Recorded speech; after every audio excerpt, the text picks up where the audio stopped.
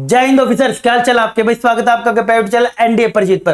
तो ये एक हर एक बच्चे की प्रॉब्लम है कि सर मैं हिंदी मीडियम में हूं और मैं एनडीए की तैयारी कैसे करूं। क्योंकि रेगुलरली अगर मैं परिणाम बैच भी फॉलो करता हूं तो आप जब पढ़ाते हिंदी में होगे, लेकिन ये बात सच है कि आप सारा कुछ इंग्लिश में लिखते हो।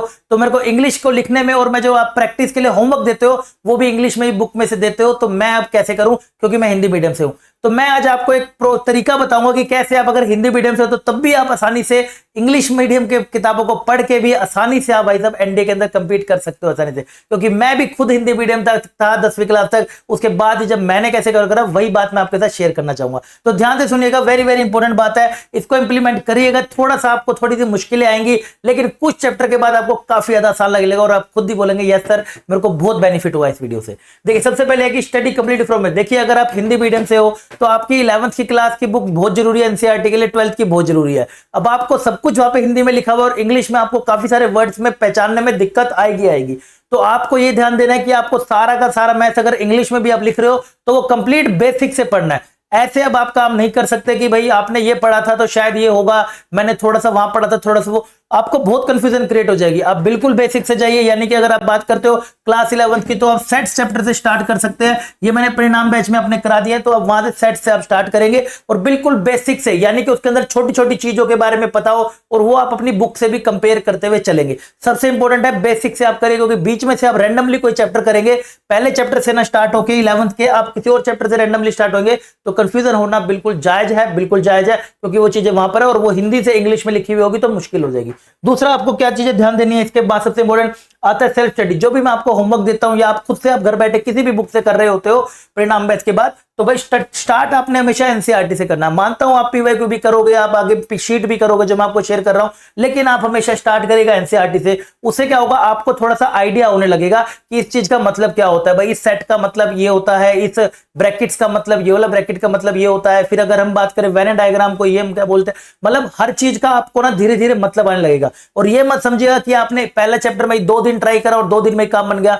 आपको पटरी पर आने में करीब 2 से 3 या फिर 4 चैप्टर भी लग सकते हैं। क्योंकि मेरे पास जो भी हिंदी मीडियम के बच्चे पढ़ रहे होते हैं, मैं सबको ये रिकमेंड करता हूं, क्योंकि इंग्लिश तो यार तुम्हें उसके साथ प्यार करना ही पड़ेगा। बिना इंग्लिश के आप फौज में नहीं जा सकते। मतलब बहुत मुश्किल होगी, चले तो जाओगे लेकिन बहुत मुश्किलों से जाओगे। और एक ऑफिसर रैंक के ऊपर अगर जाना चाहते हो तो भाई साहब आपसे एक्सपेक्टेड रहेगा कि आप बेसिक इंग्लिश तो आप यूज कर ही पाए।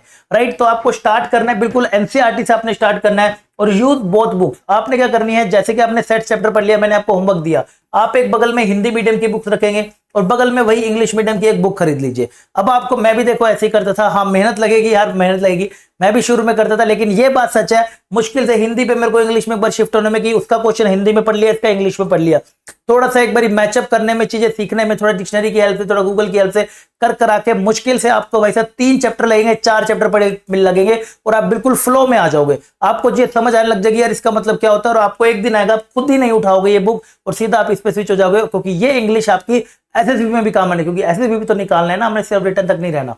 उसके बाद बात करेंगे, दोनों बुक के साथ रख के आप प्रैक्टिस करेंगे, बेसिक से आप एनसीईआरटी से करेंगे जब कुछ हो जाए। उसके बाद आता है थर्ड आपके मल्टीपल रिवीजन। देखिए, अगर आप हिंदी से इंग्लिश मीडियम में जा रहे हो तो देखिए आप नोट्स सब सारे के सारे परिणाम बैच के आप इंग्लिश में लिख रहे होगे, लेकिन आपने बुक में देखोगे तो अपनी हिंदी में लिखा हुआ है। तो इसको आपको माहौल बनाने के लिए, माहौल बोल सकते हैं, या फिर अपने चारों तरफ का एनवायरमेंट बनाने के लिए कि मुझे हर चीज अब इंग्लिश में सीखनी है, तो आप उसको मल्टीपल रिवीजन आपको जरूरत होगी। रिवीजन की वीडियो मैंने आपको डाल दिया, फिर से शेयर कर दूंगा। चाहे आप मॉर्निंग वाला रिवीजन कर लेना 2 बारी 3 बारी 4 बारी, जितनी बारी नोट्स पढ़ सको, मैं क्वेश्चन नहीं कह रहा, नोट्स पढ़ सको जितनी बारी उतना बढ़िया है। अगर क्वेश्चन प्रैक्टिस की बात आती है तो जो आप सेकंड और थर्ड रीडिंग करोगे, यानी कि आपने मान लीजिए यहां पर आपने सारे क्वेश्चन कर लिए, पहली बारी में आपने एनसीईआरटी क्वेश्चन कर लिए, अब दूसरी बारी जब आप इसके क्वेश्चन करने जाओगे तो कोशिश करना सिर्फ इसी बुक को उठाना, इसको मत करना। थोड़ी सी दिक्कतें आएंगी तो बुक उठा के देख लेना, कोई दिक्कत नहीं है। लेकिन ये बात सच है, ये प्रॉब्लम 3 से 4 चैप्टर तक ही रहने वाली है। उसके बाद आप पटरी पर आ जाएंगे, डेफिनेटली देखना आपको बहुत आसान लगने लगेगा, चीजें बहुत ज्यादा आपको ऑलमोस्ट बराबर लगने लगेगा कि इंग्लिश मीडियम और हिंदी मीडियम में कोई फर्क नहीं है। राइट, इसके बाद अगर हम बात करें इंग्लिश बुक के साथ, एंड सबसे इंपॉर्टेंट आता है जी, उसके बाद डेली न्यूज़पेपर का भी थोड़ा सा इस्तेमाल करने लगो इंग्लिश वाले का। उससे क्या होता है, थोड़ा सा माहौल बनना शुरू हो जाएगा। आप चारों तरफ इंग्लिश ही वर्ड पढ़ रहे हो, सवेरे भी आप डेली न्यूज़पेपर पढ़ रहे हो, रात को भी आप अगर किताब से मेहनत कर रहे हो तो भी आप वही की वही मैथ्स की किताब में से इंग्लिश में पढ़ रहे हो, तो वो चारों तरफ से फिर आप कंफर्ट जोन में जाने लगोगे। मुश्किल से आपको लगेंगे ज्यादा से ज्यादा 3 हफ्ते लग जाएंगे, लेकिन 2 हफ्ते या 3 हफ्ते के बीच में मेहनत करोगे तो डेफिनेटली आप पटरी पर चढ़ जाओगे, आपको सब समझ आने लगेगा और आपको वही कंफर्ट ज्यादा लगने लगेगा as compare to Hindi medium, अगर आपको स्विच होना है तो, राइट। और try to speak in camera, भाई साहब ये सबसे इंपॉर्टेंट है अगर आप हिंदी मीडियम के हो, क्योंकि हमारा सफर सिर्फ रिटर्न क्लियर करके नहीं है, हमें एमडी जाना है जाना है जाना है, तो उसके लिए एसएसबी क्रैक करना बहुत जरूरी है। तो उसके लिए आपके अंदर कॉन्फिडेंस लाने के लिए, एक बेसिक इंग्लिश की समझ होने के लिए आपको कैमरे पे खड़े होकर अपनी ट्राई करते रहा करो, जितना हो सकता है अपने आप को देखो कितना बेटर हो सकता है, राइट। तो ये सब बातें थी जो मुझे आपके साथ शेयर करनी थी। आई होप आपको समझ अच्छे से आ गया होगा, अगर समझ आया तो अपने दोस्तों के साथ भी शेयर करना, क्योंकि हिंदी मीडियम अब आपका एक प्रॉब्लम नहीं रहना चाहिए, एनडीए अपना ड्रीम पूरा करने के लिए और अपने माँ बाप का सपना पूरा करने के लिए। मिलता हूं आपको अगले अमेजिंग क्लास में परिणाम बैच में, तब तक के लिए अपना ध्यान रखिएगा। बाय बाय, टेक केयर, जय।